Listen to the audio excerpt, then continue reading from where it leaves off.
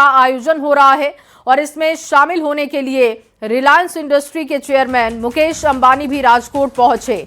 Vibrant Gujarat summit में प्रधानमंत्री नरेंद्र मोदी भी शामिल होंगे। रीजनल कॉन्फ्रेंस पश्चिम गुजरात में निवेश और औद्योगिक विकास के लिए नई गति प्रदान करेगा।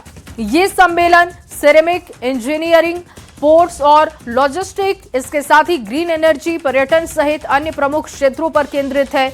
वाइब्रेंट गुजरात सफल मॉडल की पहुंच और प्रभाव को और अधिक बढ़ाने के लिए पूरे गुजरात में 4 वाइब्रेंट गुजरात रीजनल कॉन्फ्रेंस आयोजित किए जा रहे हैं। इन रीजनल कॉन्फ्रेंस का उद्देश्य क्षेत्र विशिष्ट औद्योगिक विकास को बढ़ावा देना है, विभिन्न क्षेत्रों में निवेश को आकर्षित करना और वैश्विक जुड़ाव को बढ़ाना है।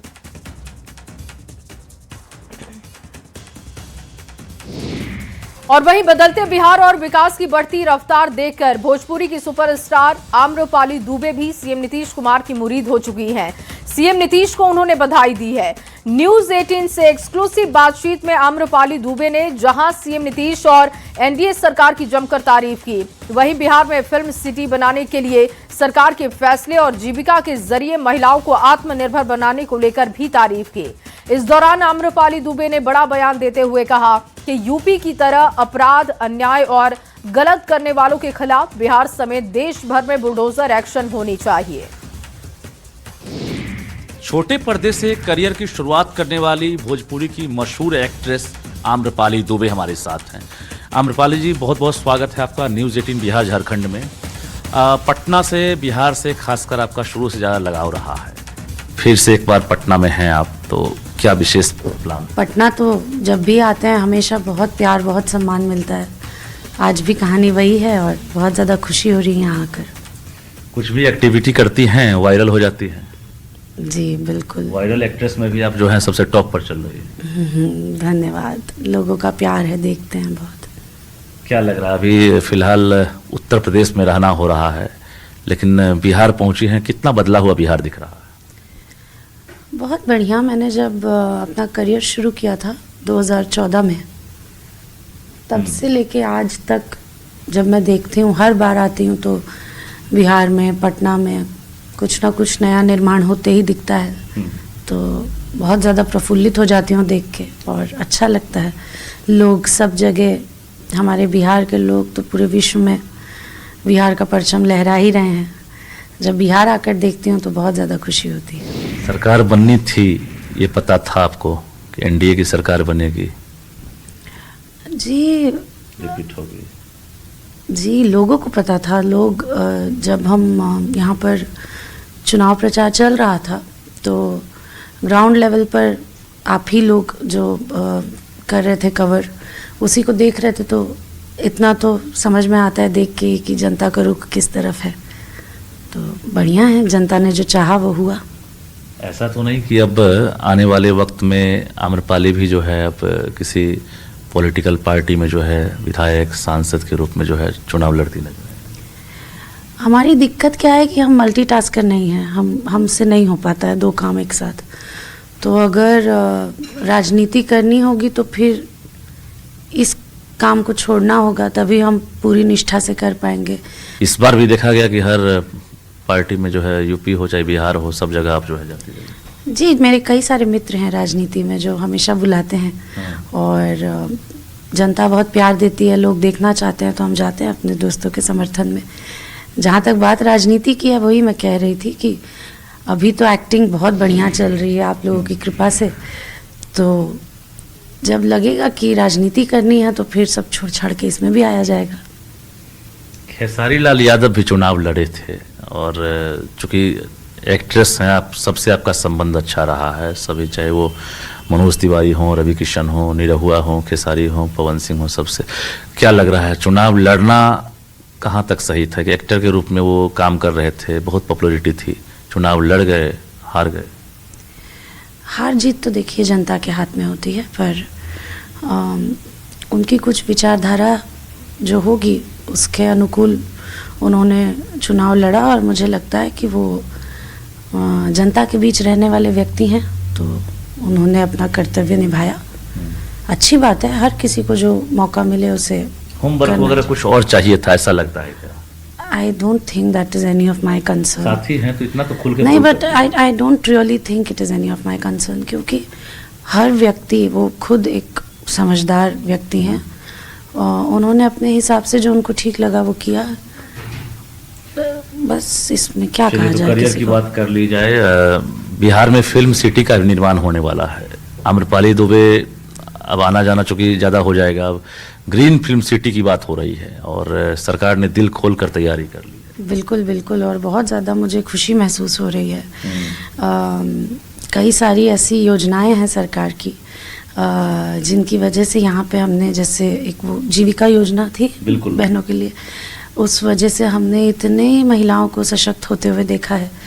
तो जब यहाँ पर फिल्म सिटी बन जाएगी तो हमको लगता है कि ऐसी कहानियों पर हम यहाँ पर फिल्में बना पाएंगे और बहुत ज़्यादा खुशी महसूस होगी हमें वो करते हुए। एज एक्ट्रेस मिलेंगी यहाँ फिल्म सिटी में आप, या प्रोड्यूसर या डायरेक्टर के रूप में? मैं चाहूँगी कि as a producer, as a director भी मैं काम करूँ, क्योंकि इंडस्ट्री में सारा काम मुझे बहुत पसंद है। मुझे बहुत मन है कि मैं कल को फिल्म भी डायरेक्ट करूं। एज एन एक्टर तो कर ही रही हूँ, फिल्में बनाऊं भी, प्रोड्यूस भी करूं, सब करना चाहूँगी। और जब फिल्म सिटी का निर्माण हो जाएगा तो उस रास्ते में कठिनाइयाँ कम होगी, बहुत आसानी से कर पाएंगे लोग। तो खुशी है इस बात की। मैं जल्दी रोजगार मिलेगा ऐसा लगता है। बिल्कुल मिलेगा। और हमारे उत्तर प्रदेश में हमने ये देखा है कि जैसे फिल्म बंधु आया तो वहाँ पे कितनी शूटिंग्स बढ़ गई और कितने लोगों को वहाँ पे रोज़गार मिला। लोकल इतने सारे हमने प्रोडक्शन के लोग देखे हैं, इतने सारे लोकल एक्टर्स को हमने काम करते हुए देखा है उत्तर प्रदेश में। तो मुझे लगता है कि वैसा ही हमको बिहार में भी देखने मिलेगा। बहुत ज़्यादा खुशी होगी। मैं I am looking forward to it. श्रेय किसको देना चाहेंगी आप, चूंकि ये ड्रीम प्रोजेक्ट होगा सीएम नीतीश कुमार का, तो लगातार जो खासकर फिल्मकार हैं, प्रोड्यूसर हों, डायरेक्टर हों, जो कभी मुंबई में सफ़र करते थे, आज चाहते हैं कि बिहार में जो उनकी कल्पना है वो साकार हो सके। बिल्कुल बिल्कुल, और ये बहुत ही सराहनीय कदम है। पलायन एक विषय ऐसा रहा है जिस पे हम लोग हमेशा बात करते हैं, हर बिहारवासी, हर कोई। तो जब आपको अपने ही होम टाउन में रह के और अपने ही राज्य में रह के बहुत बेहतरीन कार्य करने का मौका मिलेगा तो आपको अपने परिवार को, अपने घर को छोड़ के कहीं और जाना नहीं पड़ेगा। मुख्यमंत्री नीतीश कुमार से मुलाकात का मन होता है कि उनको जाकर बधाई दें, भाई कुछ ऐसा काम हुआ है जो आम्रपाली को पसंद आ रहा है बिहार में? जी, बधाई के पात्र हैं ये, बधाई के पात्र हैं ये।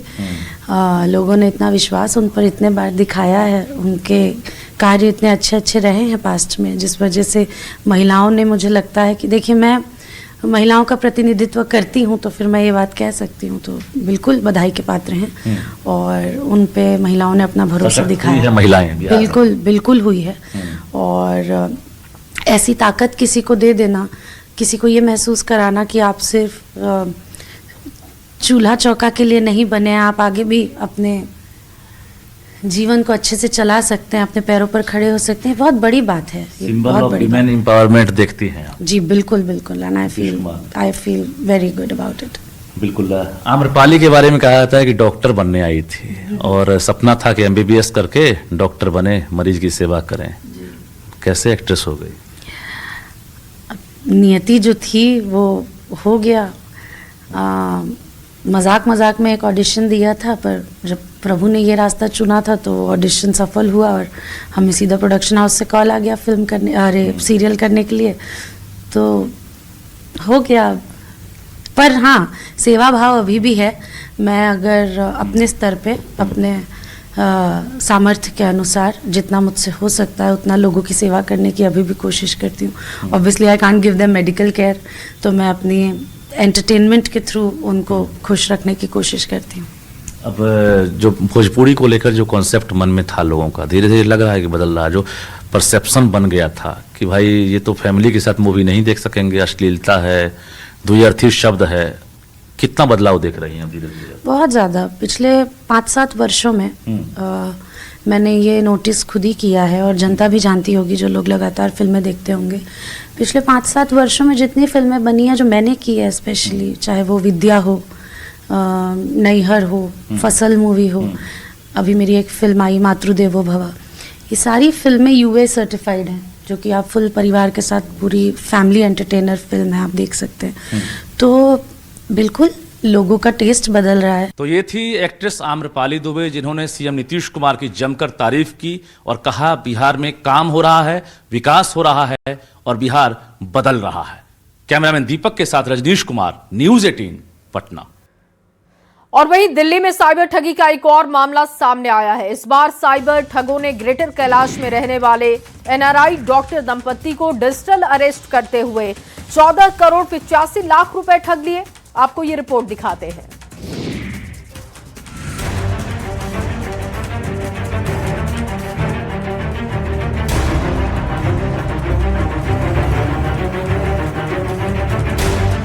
दिल्ली में डिजिटल अरेस्ट का खौफनाक केस। बुजुर्ग दंपत्ति को डराकर करोड़ों की ठगी।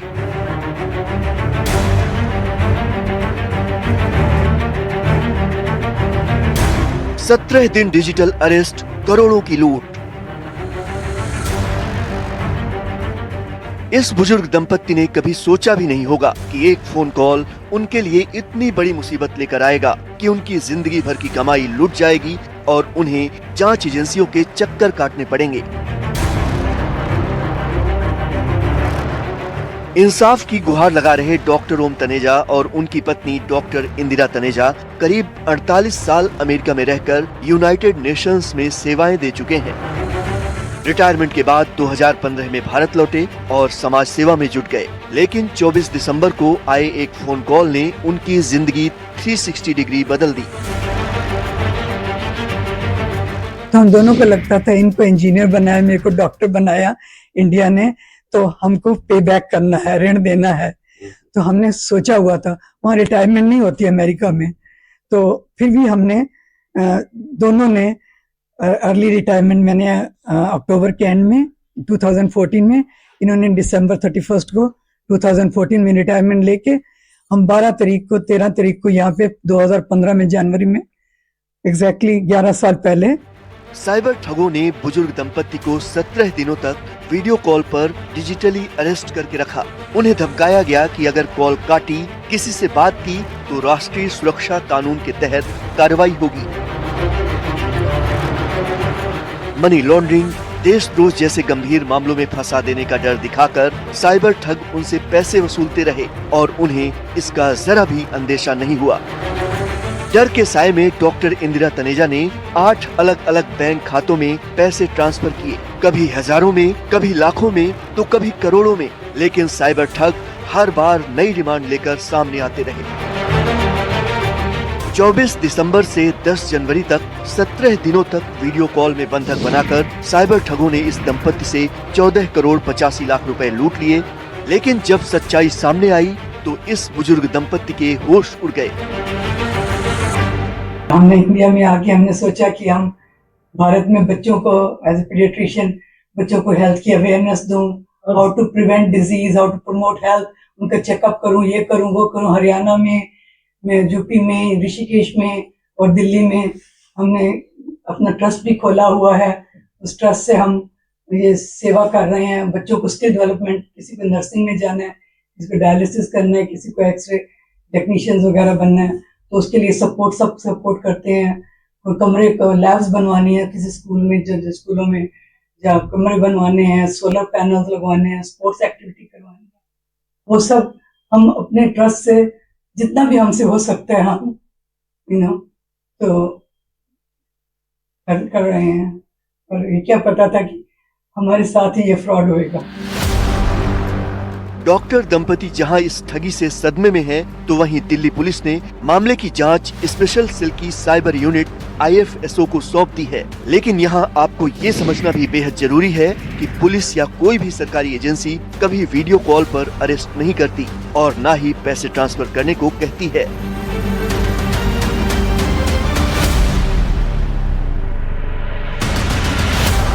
इसलिए अगर आपको कभी कोई ऑनलाइन स्पेस पर डराने की कोशिश करे तो ये 3 स्टेप जरूर फॉलो करें। पहला, व्यक्तिगत जानकारी साझा न करें। संभव हो तो बातचीत का स्क्रीनशॉट लें या रिकॉर्डिंग कर लें। दूसरा, कोई भी सरकारी एजेंसी ना तो फोन पर धमकी देती है और ना ही वीडियो कॉल पर पूछताछ करती है। तीसरा, साइबर हेल्पलाइन 1930 पर सूचना दें या फिर www.cybercrime.gov.in पर रिपोर्ट करें। एक्सपर्ट्स का कहना है कि डिजिटल अरेस्ट के मामलों में सावधानी ही बचाव है, इसलिए जब कभी आपको ऐसी कॉल्स आएं तो उनका जवाब नहीं देना चाहिए। और वहीं बिहार में पुलिस और शराब तस्कर तू डाल डाल तो मैं पात पात का खेल खेल रहे हैं। शराबबंदी को सफल बनाने के लिए पुलिस अवैध शराब की तस्करी रोकने के लिए दिन रात काम कर रही है। अब आप